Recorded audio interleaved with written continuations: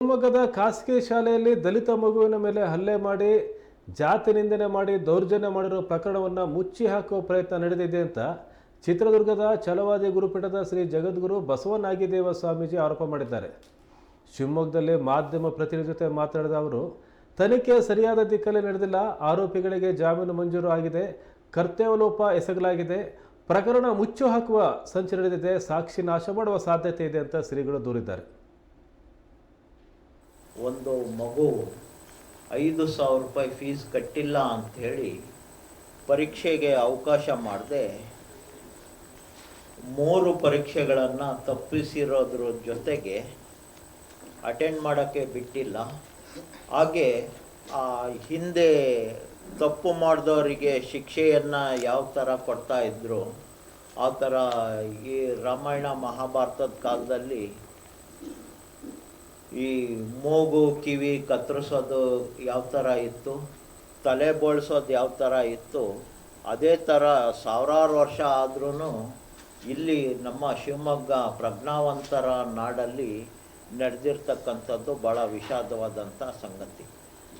ಈಗ mind mature ಆದವರು, ಪ್ರಜ್ಞೆ ವಿವೇಕ ಇಟ್ಕೊಂಡವರಿಗೆ ಇಂಥ ಒಂದು ಗತಿ ಆದರೆ ಅವರೇನಾದರೂ ಒಂದು ವಿವೇಕ ವಿವೇಚನೆಯಿಂದ ಸಂಘ ಸಂಸ್ಥೆಗಳಿಂದ ಹೋರಾಟ ಮಾಡ್ಬೋದು.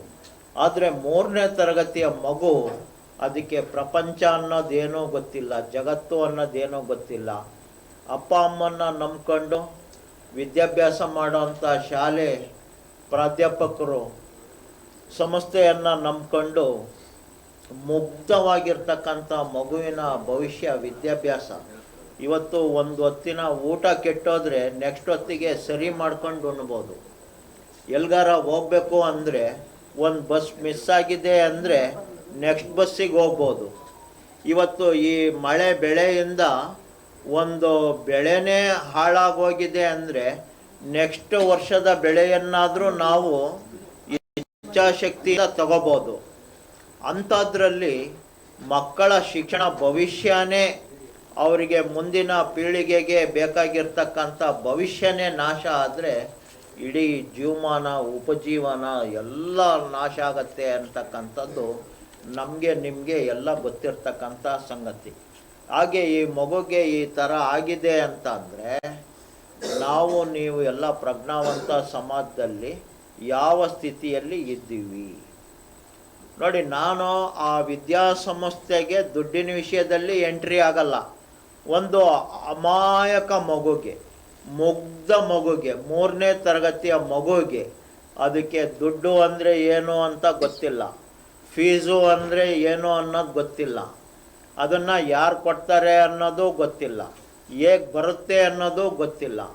ಅಂಥದ್ದಕ್ಕೆ ಅವರು ಮುಂದೆಲೆಯನ್ನು ಕೊಯ್ದು ಬಾಡಿ ಲ್ಯಾಂಗ್ವೇಜ್, ದೈಹಿಕ ಭಾಷೆಯಿಂದ ಕೊಲೆ ಬೆದರಿಕೆಯನ್ನು, ಪ್ರಾಣ ಹತ್ಯೆಯ ಬೆದರಿಕೆಯನ್ನು ಹಾಕಿ ಅದನ್ನು ಹಿಂಸೆ ಮಾಡಿದ್ದಾರೆ ಅಂತ ಅಂದರೆ ಆ ಹಿಂಸೆಯನ್ನು ಆ ಮಗು ಎಷ್ಟರ ಮಟ್ಟಿಗೆ ತಾಳ್ಕೊಂಡಿರುತ್ತೆ. ಇನ್ನು 3 ಪರೀಕ್ಷೆ ಕೊಟ್ಟಿಲ್ಲ ಅಂತ ಅಂದರೆ ಆ ಮಗುವಿನ ಭವಿಷ್ಯ ಏನಾಗತ್ತೆ.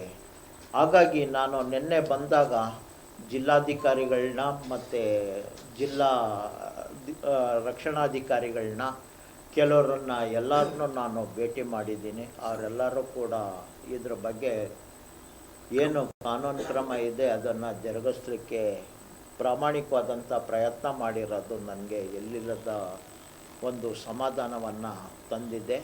ಹಾಗೆ ನಾವು ಕೂಡ ಪಾಲಿಸಿಯಲ್ಲಿ ಇಂಥದ್ದೊಂದು ಘಟನೆ